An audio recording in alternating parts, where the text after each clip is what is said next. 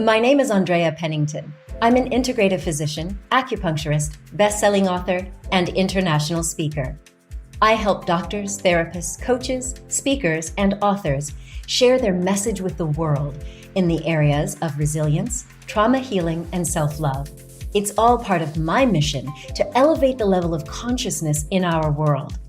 After living for years, hiding depression and anxiety, I know how isolating and sickening it feels to be trapped, not living life aligned with your authentic self. As I've shared in my books and TED Talks, music saved my life and set me free from depression. And through a near-death experience, I reconnected with my soul and got a whole new vision to live for. Now, I combine my media communication experience with my professional expertise in meditation, neurofeedback, and holistic healing on stages, TV shows, and podcasts, in boardrooms and retreat centers around the world. My books, life writing programs, and brand mentoring academy are all designed to empower you to transform, heal, and thrive in business and in life.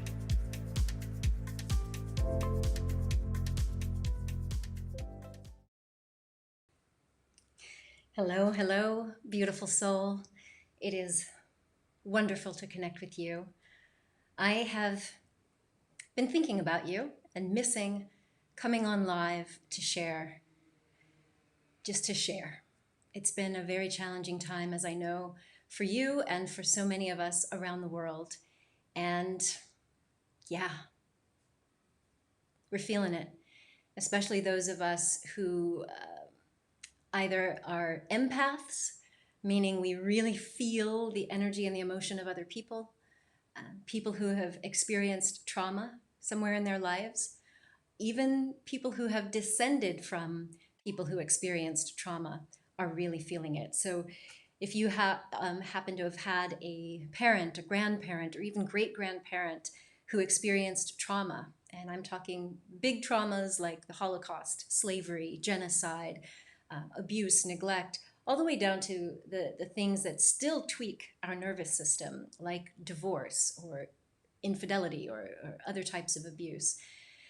There's a lot going on, right? And I just want to honor you in wherever you are in this process. And today specifically, I want to discuss how you can proactively set yourself up for post-traumatic growth instead of post-traumatic stress disorder. And we're going to do that by really developing what is called the hero mindset. And in particular, you can do that very consciously, which is the beauty of what we have in front of us, by focusing on 4 components of psychological capital. So yeah, we're digging into the world of psychology and positive psychology. So PsyCap, or psychological capital, it relates to our emotional and mental well-being. And what's kind of cool is this guy, researcher, Fred Luthans, who is at University of Nebraska, Lincoln, he, back in the very beginning of the positive psychology world, he was working in organizational psychology, like with teams and businesses and organizations. And he saw that the work of positive psychology, which is fundamental to us as individuals, could also be applied to teams and organizations. And what he discovered is there are really 4 components that make up our psychological well-being. He called it PsyCap, psychological capital. And what I love is the hero mindset, HERO. These are these 4 components. And so the components are hope, efficacy, resilience, and optimism. All right? So if you're just tuning in, I am Dr. Andrea Pennington. I am the creator of the Attunement meditation and the cornerstone process for healing trauma and building self-love. And I come on live to share in these podcasts and live events to help you boost your resilience and self-love. And yeah, that's my commitment, to be here for you. So I'm going to run through a few things and then I will open up for questions. If you have questions or you need to vent or you need some other support based on what's going on, I would happily entertain. All right? So I will check in with your comments in just a little bit. But first and foremost, as you already know, 2020 is a year of major trauma for pretty much everyone on the planet. So whether you have actually gotten sick with the virus or you've lost a loved one, maybe you've lost your job or had to close your business, or perhaps you could have even suffered due to this social isolation. The bottom line is you are witnessing or you are experiencing trauma. And so let's define trauma. First and foremost, trauma is any event that causes emotional pain. It's an event which causes us to actually question or think about who we are, what is our place in the world, and we even question life itself. And so we often look at the physical or emotional abuse, sexual violence and other abuse. We typically think of trauma as even verbal abuse or financial oppression in relationships. But it also involves witnessing violence. As I mentioned, genocide and the Holocaust, all of those are what we would consider big T traumas. But also being bullied, experiencing the death of a loved one, suffering some sort of a major loss, divorce, infidelity, even moving, especially if you're a kid. So we're always thinking about trauma, and most of us are familiar with military trauma, like being in combat or witnessing war. But psychological trauma also includes natural disasters. So if you have been touched or affected by hurricanes, tsunamis, fires, and yes, even health outbreaks like what we're seeing with the coronavirus epidemic. So in other words, everyone on the planet right now is witnessing major trauma this year, which means, statistically speaking, we are all at risk of developing post-traumatic stress disorder. But don't worry, not everyone will. It actually depends on your response to the trauma and how resilient you are. It depends on certain aspects of your personality as well. And the good news is each of these can be modified. You know me. Well, if you don't know me, I'm all about taking action. Like, what can we do to leverage our potential?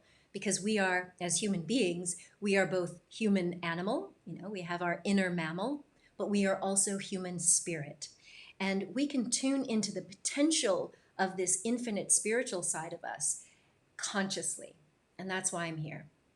So even in the midst of the drama and trauma, we can actually take steps to build resilience. Make sense? So thank you all for tuning in. If you know someone else who's really struggling right now and trying to figure out what can I do to start feeling more hopeful, would you please share this with them? Yeah?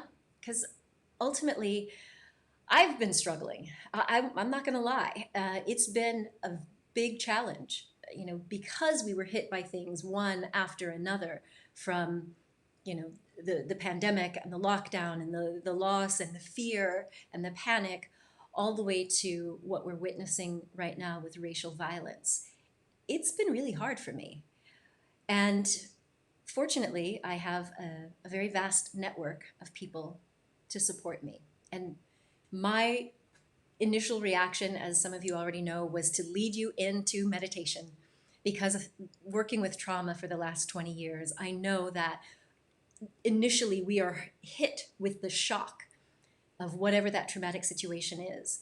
And I know from my experience treating people with addiction and eating disorders and other traumatic experiences that have led them to compensate in ways that are not so healthy, what really matters is what we do in the initial stage of a trauma. And we're going to get into that today, because even though this has been going on for a couple of months, we're still in a state where we can affect what's going on in our brain and our nervous system. And so as much as I have felt like a little overwhelmed and losing hope, I am reminded of the beautiful words of Dr. Martin Luther King Jr., who said, "We must accept finite disappointment, but never lose infinite hope." And so today we're going to focus on hope. because that is the very first letter, if you will, of this hero mindset. And right now I feel like hope is what I kind of needed. I was starting to feel hopeless. I was starting to, yeah, not only accept the finite disappointment, but I was losing that infinite hope. So today, my friend, my aim is to help you take steps to get out of hopelessness in order to prevent PTSD, in order to set ourselves up for post traumatic growth. The first thing we must do is process our trauma and not sweep it under the rug, not downplay it, and certainly not allow it to affect our sense of self worth, because that often happens depending on the type of trauma.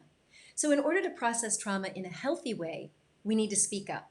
Now, as it pertains to 2020 or the first half of 2020, we do need to speak up about the effects of the coronavirus pandemic and witnessing the murder of defenseless Black people, the rioting, and so on.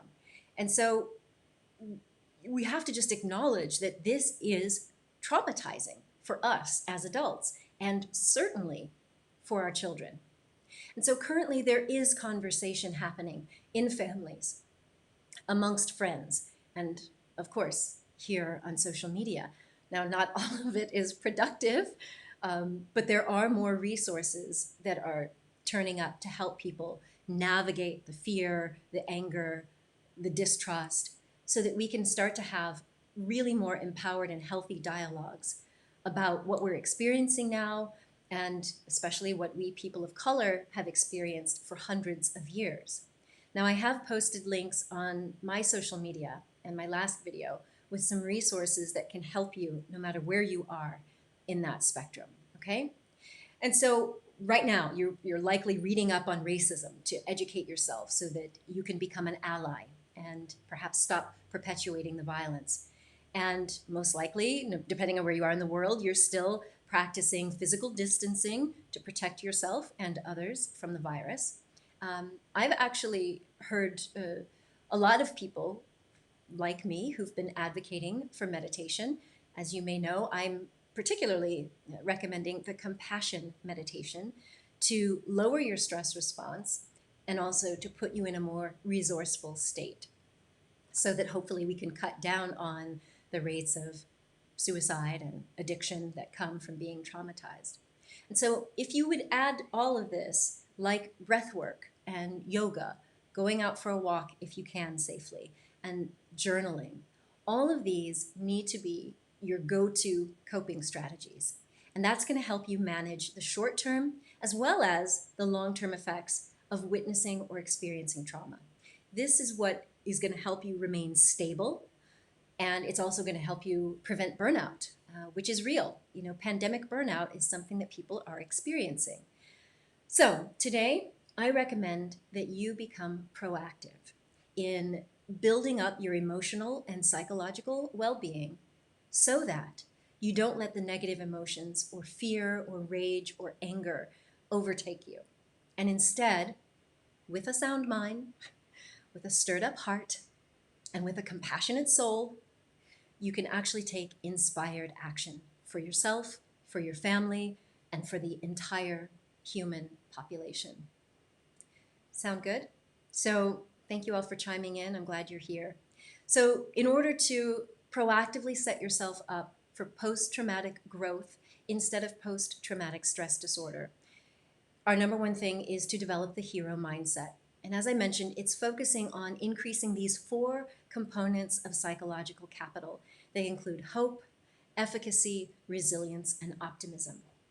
So in my case, I wanted to know how to help my clients and my patients stay positive and upbeat so they wouldn't give up before their breakthrough or recovery. Now, as a medical doctor, I know that your mindset literally impacts your health, your response to medical treatment, and even psychological treatment. And so over the last 20 years as a doctor, I've discovered that there are several studies that have found that these 4 psychological resources that make up psychological capital, as I mentioned, these 4 components are what can help you lower stress, lower burnout, even depression, and at the same time, they can help us improve our overall life satisfaction, job performance, and well being. All right? So, this isn't trivial, is what I'm saying. Having hope for the future literally impacts your overall well being and how you show up in the world. Um, and so, developing this hero mindset, let's just get into it. I am going to be going into this in more depth in subsequent videos. We'll go through each of the HERO. But first, I just want to give you an overview of these elements so that you can start to see where you might be a little weak or where you might be lacking. And in each of these subsequent videos, we can really zone in and give you some resources and tools. So the H in the hero mindset starts off with hope. And feeling hopeful really comes from you believing that you're able to do something or have an influence in a situation. And hope also ties to pathways, meaning you can see that you have multiple pathways to achieve what you want to achieve. Being hopeful is also tied to realistic goals and having enough focus to actually go after those goals. And so Rick Snyder came up with the hope theory back in the 90s. And he said that to be hopeful really reflects the belief that we can find pathways to our desired goals and we can become motivated to use those pathways. And so right now you could feel like you're totally overwhelmed by what's going on in the world and feel hopeless. And that's because hope, as we we're saying, is tied to a sense of agency, which is a sense of competence and being able to call the shots in your life.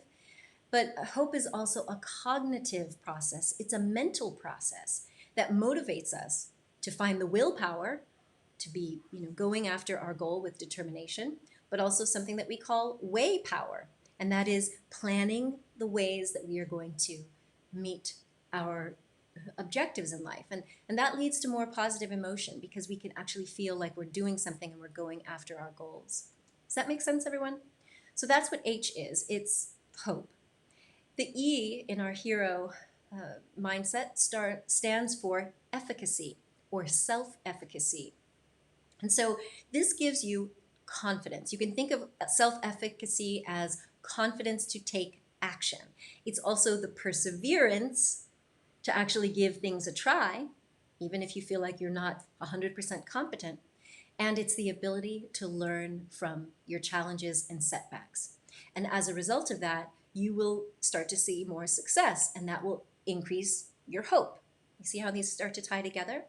So the R in the hero mindset is resilience. You've probably heard me talk a lot about this, having just published a book, The Top 10 Traits of Highly Resilient People. But resilience is really the innate ability to successfully cope with adversity or stress.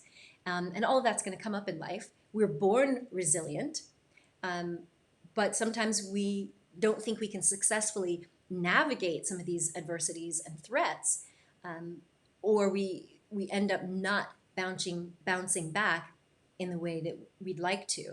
And that's really how most people think of resilience. It's this ability to bounce back, to recover after a setback or a loss or heartbreak or whatever sort of breakdown. But it's really important for you to recognize that you were born resilient. Even if you don't feel like it right now, even if you feel like you're overwhelmed, you still have resilience muscles, and you can actually continue to build them and build up your resilience even in the midst of drama and trauma, which is where we are now. So the O in this hero mindset stands for optimism, which optimism is about being realistically positive, having a view about what can or cannot happen. And this too is one that we've been challenged with in 2020. It's like, how can we be optimistic when we're being hit like we are? But when you are optimistic, you have a sense of hope for the future and the ability to navigate through life with a positive attitude. So it may seem like that's a really hard thing to develop, but that's why I'm here. I'm going to show you what the clinical studies and my own experience has shown. You can develop these 4 components of psychological capital. So isn't it cool that these 4 elements that help us increase our happiness and our resilience, they all spell out hero. I love it. I love also that it's been validated by clinical research. So these are the things that everyone, including you, can develop. All right. And if you would like to explore this in depth with me, stay tuned. I am launching the Hero course, which is a live coaching and online video course to help you build up each of these 4 aspects of psychological well-being. This is going to help you become the hero of your life. You've probably heard me say that. It's also about reclaiming control over your life story so that you can freely live as your authentic self. And that's also what H is. H is about being the agent. All right, so that's what I'm up to in the world. All right, so let's say here we are today. You would like to develop more hope. One of the things you can do is start setting goals. Okay, so this is what can you realistically look to achieve? Now, there are 2 kinds of goals that we talk about in psychology. There's the approach-oriented goals, where you're moving towards something. And then there are the avoidance-oriented goals, where you're moving away from something. You're trying to get away. So what I'd like to ask you is, what is one specific, measurable, relevant, time-based goal that you could focus on right now, that you could even break down into little bite-sized portions so that you can recognize and celebrate your progress at milestones. If you can do that, then you can increase your sense of confidence. And your goals, they don't actually have to be specific tasks. You can actually have goals about a change in your behavior or your emotional state. So is anyone willing to type up and tell me what goal you might set for yourself? So one of the goals that I set for myself is to have my default reaction in life to be more based on my heart and faith and intuition. I've confessed before that I was previously a perfectionist. I was driven to achieve. I was very goal-oriented. But it was as if I was looking for these achievements to make me feel good about myself. And it didn't work. And as a result of all that kind of striving and programming, I ended up not feeling good about myself or life. And I realized that I was always living in my head, because if you've ever experienced any sort of trauma, and again, all of the things that I listed before could be considered traumas, they prime the nervous system, your brain. Your brain and your nervous system get tweaked. And the developing ego, depending on when you experience the trauma, your developing ego is always going to be on kind of hyper-vigilant overdrive, kind of looking out for threats. And in my case, it was like, I have to know more, I have to do more, I have to be smart, I have to be. And yet, with all the achievement, I never felt like I was good enough or smart enough or enough. And what that led me to do was always stay in my head instead of tuning into the heart. And so that is a goal. So I know that seems like maybe a little bit fuzzy as a goal. So I just want to be sure that I could actually measure that. And so for me, I had to think, okay, how am I going to measure whether or not I'm reaching that goal? And for me, I decided to keep a journal and kind of rate myself on my reactivity. You can do that. That's something that you can actually check in with, all right? So I'm going to look at some of our comments today. Thank you all for being here. Let me know what questions you had. And thank you for being here, Sinitra. I understand you need this. You've been sad. and not understanding the hatred, you're not alone, my friend. We are all in this together. Thank you for being here. Yes. So, what else have you all said? So, Dr. Debbie Engelman is working on acceptance. All right, so Deb, I would ask, how would you measure that? Because one thing about setting goals, especially if it's something that's emotional, how do we know if we achieve it? So, would you be journaling? Would you rate yourself on a level of acceptance? Or, on the flip side, you could also look at what do you do when you're not in acceptance, which we might also call surrender. Now, in my case, if I'm not totally surrendered, it means I'm driving, I'm pushing, and I can rate myself on a number of different scales, like the amount of tension in my body. Because when I'm not in acceptance, I'm driving and I can feel the tension in my body. So I'd be curious to know, how would you check yourself and remain accountable so that you can follow up on that goal? All right, so Vivian, you're getting ready for your future job. While you can't attend to it now, excellent. So Vivian, what you'd want to do is write down, make a list of all the ways that you are preparing for that future job. And then you can rate yourself. So one of the things you might do is visualizing yourself in that perfect job. You might be working on your resume. You might be learning some new skills. What are you doing to get ready for that job? Make a list of them, and then you can actually see if you're following through. Because a big part about hope, as I mentioned, is we actually have to recognize if we're making progress to our goals. And as we're trying to come out of quarantine and dealing with racism, like these are things that are going to take months, years, maybe decades to fix. And that is where hopelessness comes in, is when you look at a goal and it's so far away that you feel defeated before you even start. Does that make sense?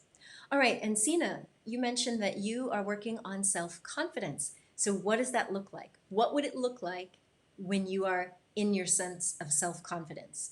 Does it mean you're writing more, posting on social media more? What would change in the way that you show up in the world, and how would you measure that? So yes, HH1T4, okay, whoever is joining us there, thank you for reiterating hero, hope, efficacy, resilience, and optimism. And Crystal says you're working on consistent self-care.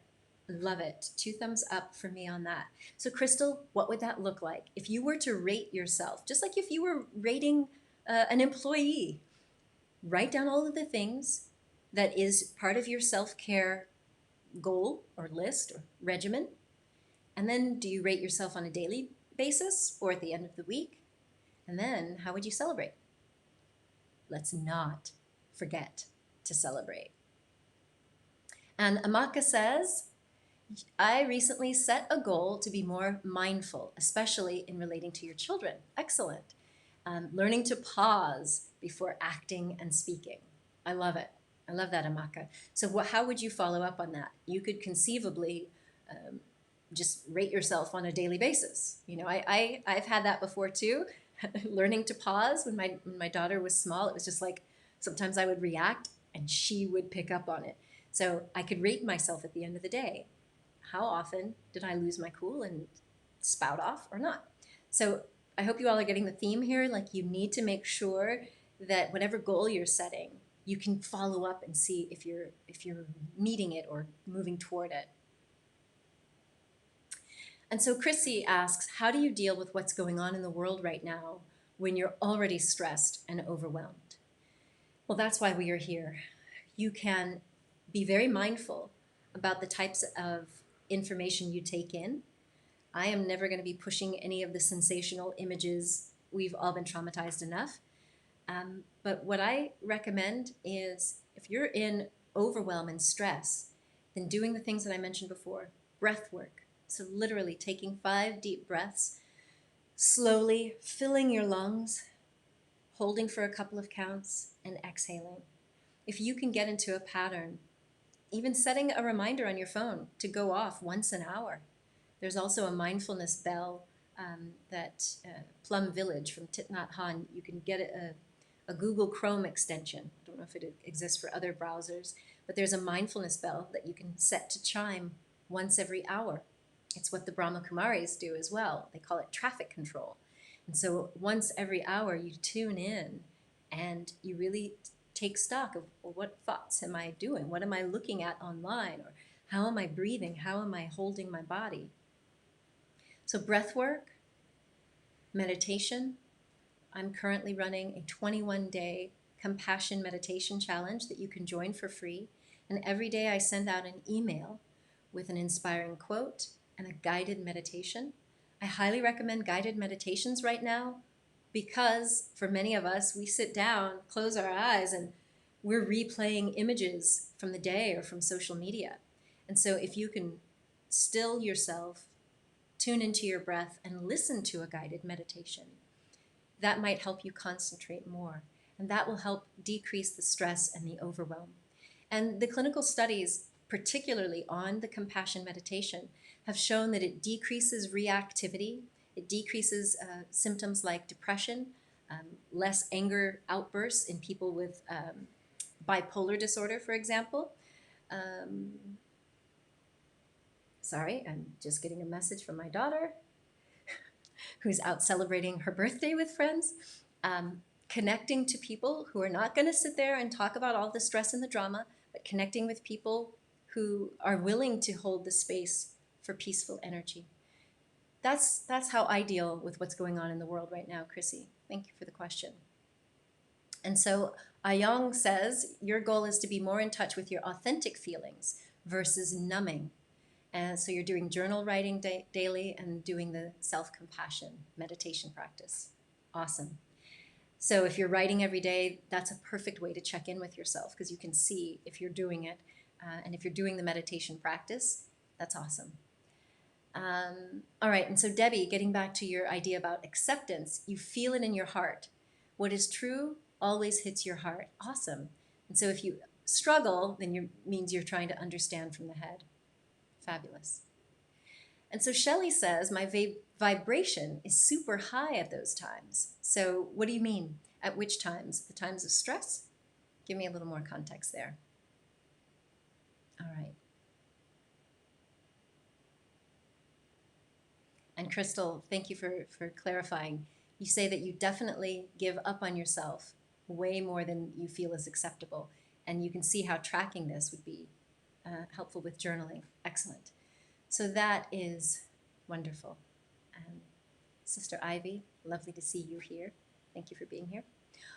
So I'm glad that this is starting to make some sense to you. Yes, these ways that we can actually increase our sense of hope.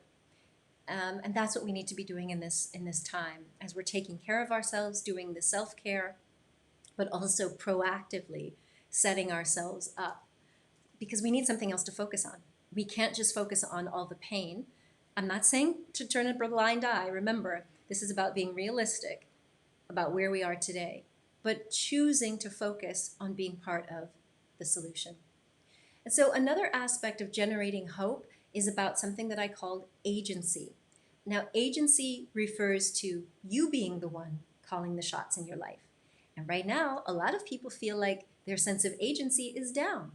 If we look at the pandemic, where you're being told to, shelter at home, you're not feeling like you have a lot of control. Now, of course, what you do within your home is under your control. And so we would tell you to focus on that, focus on what you do have control over.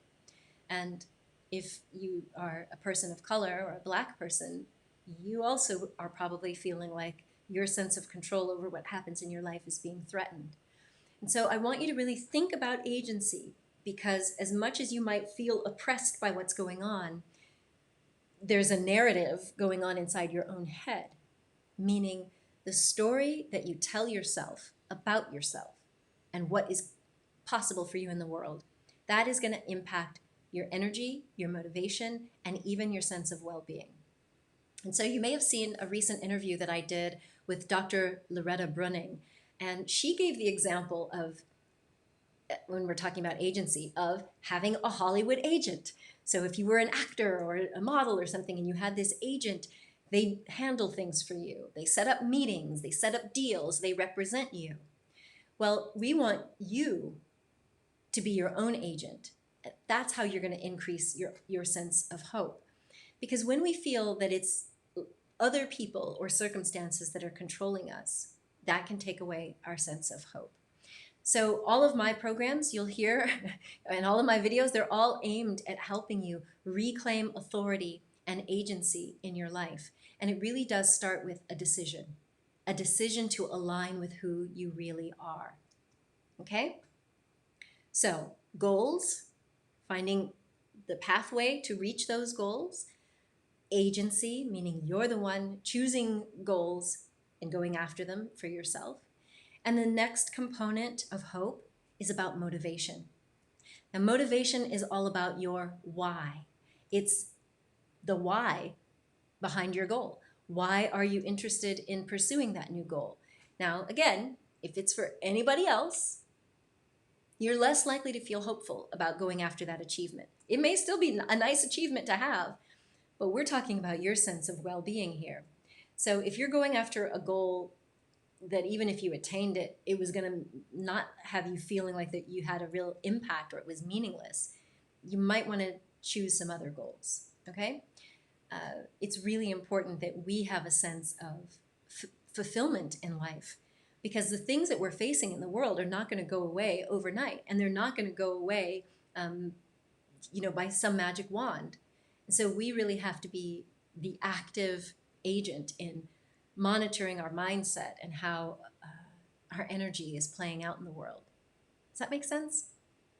So these are the things that I wanted to share with you around the concept of hope, so that despite what's going on in the world, you can bring some calm to your inner state and start going after goals that are meaningful.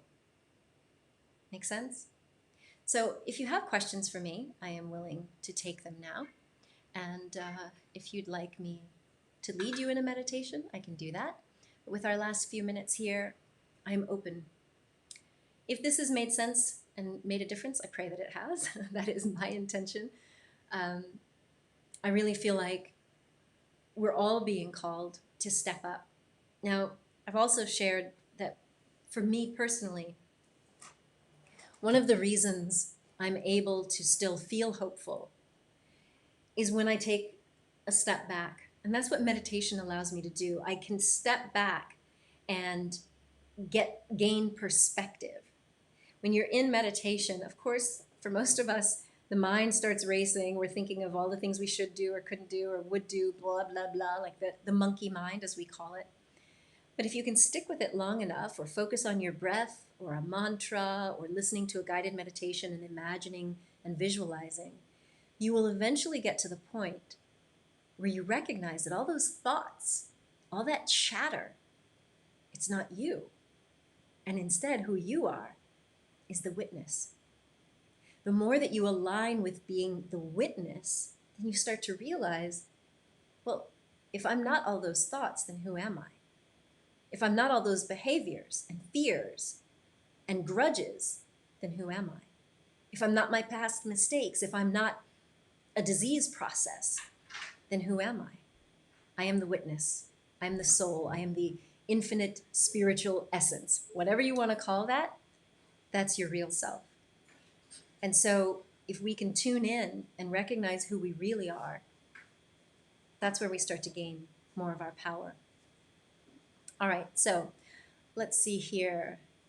Saisha says you're going to practice gratitude every day when you wake up and going to bed, and do more self-love and have hope for the next day. That's awesome. So Saisha, or Salsha, you'll have to tell me how to pronounce your name. I would suggest that you keep track of that in a journal and really see if you're following through on it. Because if we don't track our goals, we don't get the positive feedback. And HH1T41G says, your goal is to reconcile with my past, trying to map your trajectory now and see what needs to be healed. I honor you in that process. If you haven't done it already, you can check out my life writing exercise that will help you go back and evaluate your past and see what you need to heal. Just look for, I'll see if I can put the link on the screen for you here.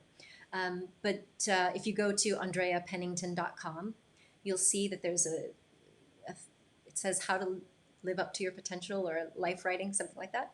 But it's a wonderful way for you to first break your life up into chapters, and then create a timeline of life events, and then to review your past to find out, were there specific events that caused you pain, or that caused you to take on certain beliefs or coping mechanisms, so that you can identify them and heal them.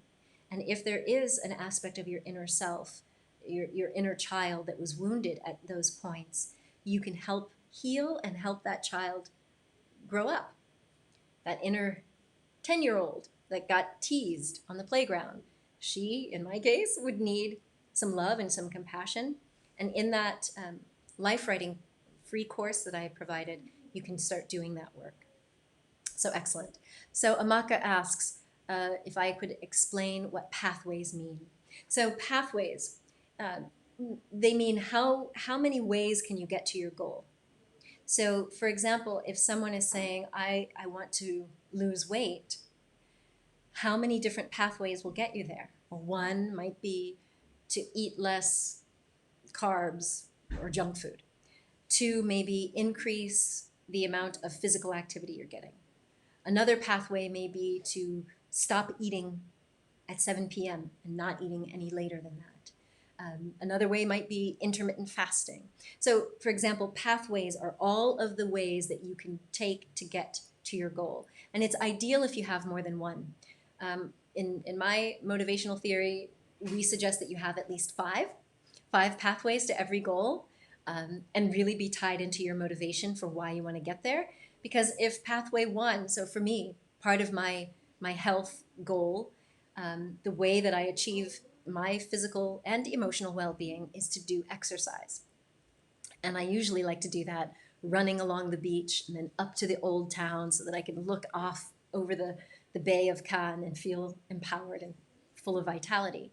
Well, if it's raining, or a month ago when we were in lockdown, I wasn't allowed to go more than 1 kilometer from my house. So that means I needed to have another way that I could maintain my physical and emotional well-being. And so for me, that was yoga. And then I had Qigong. And I also have my other spiritual practice. And then doing some exercise here with my daughter. And also running up and down the stairs with the dog. So in other words, it's pathways. So I won't beat that to death. Okay. All right. And Chrissy says you would like me to lead a meditation. With pleasure. And David says your goal is a commitment with your own creativity, giving it the chance to be a central axis in your life. I love that. I love that. Tu peux fermer la porte, s'il te plaît? Got 8 girls over here celebrating. It's a little noisy. So David, the question would be for you was how would you track that goal? How would you actually see if you are making art a priority in your life? Dun, dun, dun.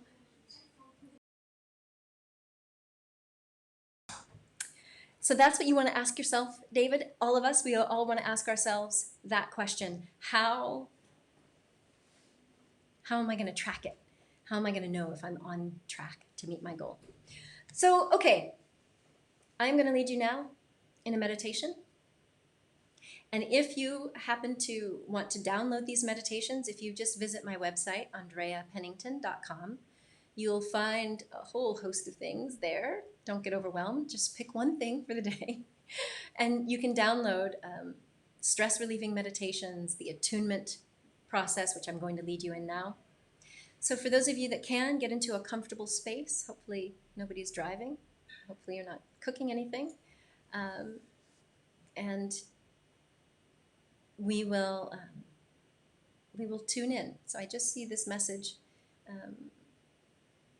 from Shelley saying that your central nervous system is very fragile currently, understood, with all that's happened in your life over the last 2 years, and that's apart from recent events, and you're feeling like you're unable to step up and lead as you would have done back then as an attorney and community leader. So you're trying to nurture yourself with multiple modalities, including occasional escapism. No problem there. And you say that you personally need humor and more entertainment. Yeah, well, I don't blame you. So do what you need to do. And most importantly, as I'm leading this meditation, tune into compassion. Having compassion for where you are now, letting go of the desire to be who you used to be a few years ago. We've got to be here in the present moment with so much compassion. And compassion means we feel the pain and we simultaneously have a desire that we could be free from the suffering that's associated with that pain. And yeah, if you need to escape occasionally, me and my daughter, we do. We watch something on Netflix, or we haven't been on TikTok lately because it got too overwhelmed with sad stuff. But oftentimes after dinner, we'll just look at some silly TikTok videos of people dancing and people doing silly skits, and we need that. So have compassion for yourself and don't feel bad that you need that occasional escape, because this is about managing your fragile central nervous system. All right? All right, so I'm going to lead you now in the attunement meditation. So first, get yourself into a comfortable position. And if you are in a safe space, you can close your eyes. You might want to put your hand on your heart or on your belly. And first, take 5 deep, slow breaths. Breathe in through your nose and really fill up your lungs. And exhale slowly through your mouth. And let go, let go, let go. Give yourself permission to let go. Another deep breath in, filling your lungs up to capacity so that you get rid of that carbon dioxide in the upper lobes, and releasing slowly, slowly, slowly. Giving yourself permission to let go of who you were and accepting who you are today. Another deep breath in. A lot of times when we're stressed, we breathe very shallow and trap carbon dioxide. So if you take these long breaths and give yourself permission to let go of the tension in your muscles and let go of that carbon dioxide, you'll become more relaxed. Another deep breath. And we breathe in relaxation and give ourselves permission to let go. Let go of striving and accept peace in this moment. Now, the first step of the attunement meditation is allow. So if any of you have followed this before, let's see if I can put this on the screen for you. Allow means we allow ourselves to feel whatever we feel, whatever that is, whatever that looks like, we allow ourselves to feel it. Allow yourself to tune into your body. Allow yourself to even recognize what those thoughts are, what those feelings are. What are the feelings that are coming up for you? Allow them the space to be. Allow them the right to be. Most of the time we want to censor our thoughts. We don't want to admit that we have these angry or fearful thoughts. But the first step of this attunement meditation is allow. Allow yourself to be present with whatever comes up, without judgment, without trying to stuff it away, without making yourself wrong or bad for having those thoughts or feelings. Just allow them to be.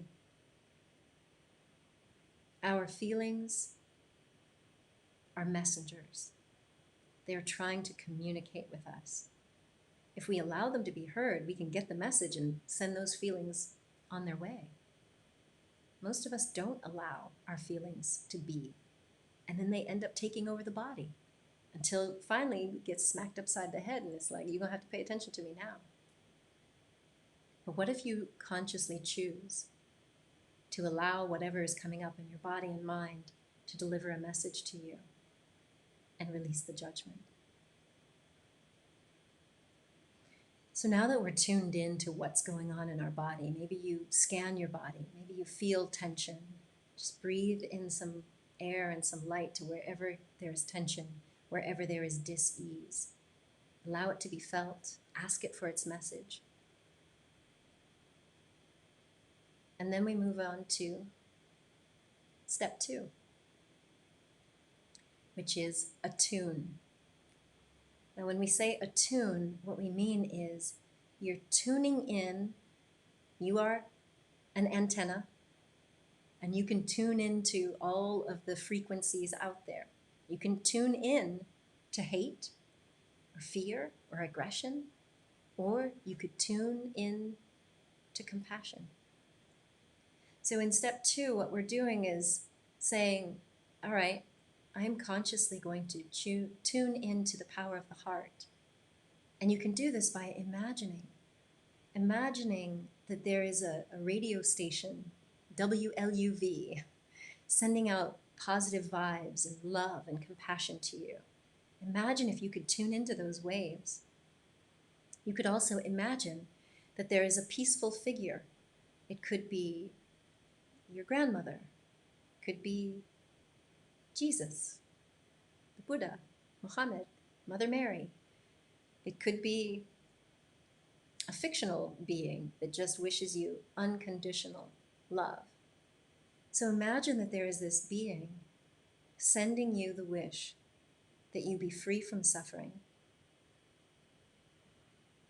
that you experience true happiness. Imagine this being is saying to you while sending out this sincere wish, may you be truly well in body, in mind, and in heart, and may you live with ease. If you're doing this 5-step meditation while you've just been journaling about something in your past, you might imagine sending these compassionate waves to that wounded inner child.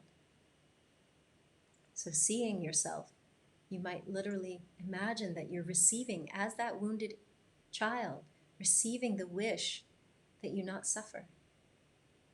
If you can imagine a sweet being saying to you, oh, sweetheart, I am so sorry that you're dealing with this, or that you had to deal with that and you've carried that pain for so long. It is my deepest sincere wish and desire that you be free from suffering. So let that soak in, because just like the radio waves are there, even though you can't see them, the waves of compassion from other beings on this planet and in alternative realms and universes, there is always a being sending you love. And if you ever doubt it, just know that me and my community, my team, we are always sending love to everyone connected. So just imagine that you can receive that wish, or you can send it to yourself. You can repeat the phrases of the compassion meditation where we say, may I be free from suffering.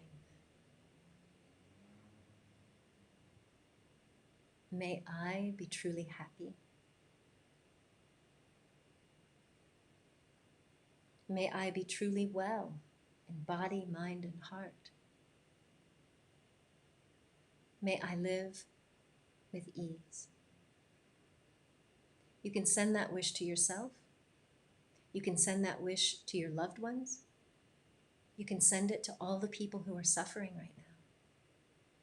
And there's this beautiful thing, we call it a boomerang effect, that says that as you are sending out these wishes to other people, that wave is going to come back to you as well. But don't just focus on others, also focus on receiving.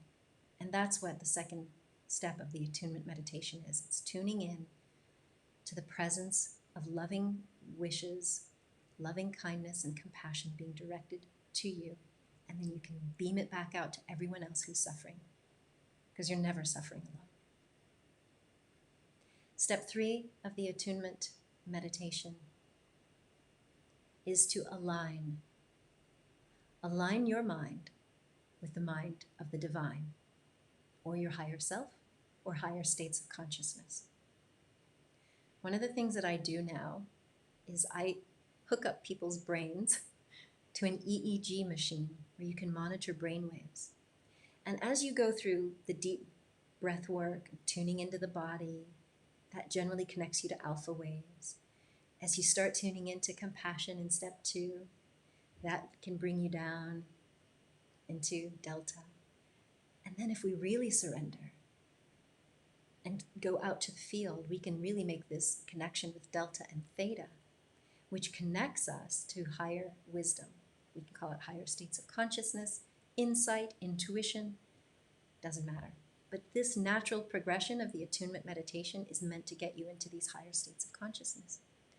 And so when you get to this stage, you simply say, for the moment, I'm going to let go of my agenda, my ego's desire to get my way, and say, let my mind be guided by love or peace or the highest consciousness possible. Even if it's only for 5 minutes. Maybe you really want to get your way, but allow yourself to surrender your will and say, not my will, but a higher will be done. It's an exercise. And then we move into step 4, which is about inspired action. This is why I came on today. It's very easy for us to be reactive, but I'm inviting you to be proactive, setting yourself up for post-traumatic growth. So not just bouncing back, but bouncing forward, stronger, wiser than ever. And so step 4, inspired action, means I will not take any action unless it's truly inspired, unless it has come from a higher state of being. And if you don't know what that action is, then step 4 is ask. Ask for insight or inspiration and be willing to do nothing until you receive it. Now, you may not get it as you're sitting here meditating. It may be later as you're chopping vegetables or walking the dog or brushing your teeth. But the willingness to go into the heart, tune into the soul or higher states of consciousness and ask, give me the next right action that I can take to make my life and the lives of all the people on this planet better. That's step 4. And step 5 is appreciation. A lot of you have already commented that gratitude is a part of what you're focusing on right now. And that's a beautiful goal to give you more hope. The more that we tune in to gratitude and appreciation for what we have, our privilege, our jobs, having a roof over our head, having enough food, having a friend to connect with. The more that we can focus on those positive emotions, the more that our brain will be in a more resourceful and resilient state. Positive emotion is actually one of the top 10 traits of highly resilient people. The people who bounce forward in life focus on positive emotion. So what can you be grateful for right now?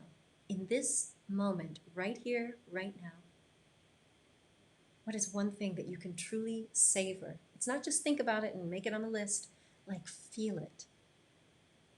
Maybe it's the fact that you have been generous enough to yourself to be here, tuning in. Can you appreciate yourself for not being distracted, for focusing on the positive? Maybe it's just appreciating that the sun is out. We've had some rain here, so we're grateful for the blue skies. But not just saying it, but like literally appreciating it. Appreciation and gratitude are crucial for us if we want to keep our vibe high, to stay hopeful and moving on to the future. All right? So those are the 5 steps of the attunement meditation. Step 1, we took 5 deep breaths to tune in. We allowed ourselves to let go of tension. We allowed ourselves to be mindful of what the thoughts are and the feelings are and anything in the body without judgment. That's allowed. Then we moved into attune. We tune into the heart. We imagine that we're tuning into the radio station of love and compassion. We imagine that there is a compassionate being, or it's ourself, sending the wish that we can be free of suffering, the wish that we are truly happy, the wish that we are truly well, and the wish that we live with ease. And from that positive state, we then move to step 3, where we align our mind with the higher state of consciousness. We let go of our egoic striving and we say, let my mind be guided by peace, love, and the best for all beings. Step 4, from that open-minded space, we ask for insight or inspiration. Inspired action is what we are dedicated to. Not the mindless stuff, not the reactionary stuff, but inspired action that can actually move me forward toward my goals and to being the kind of person that I decide to be in this lifetime. And step 5 is appreciation, where we leave the meditation soaking in and taking a real note to what is good in our life or in our world. So there you have it, my friends.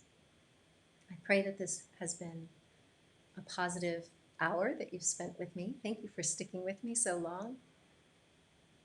I know that these are challenging times, but I also know that you were born resilient.